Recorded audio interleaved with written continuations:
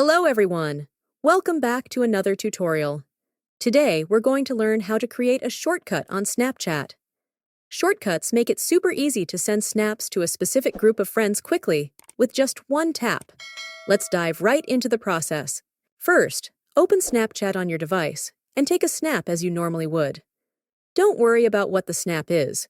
You're just setting up the shortcut for future snaps.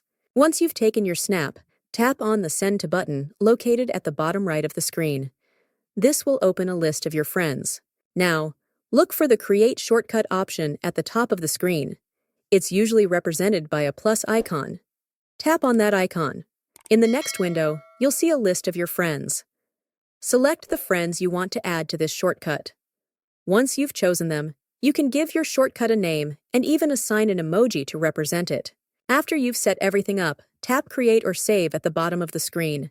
Your shortcut is now ready.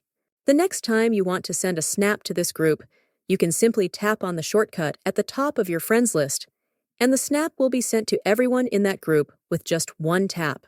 And that's it. You've just created your own shortcut on Snapchat.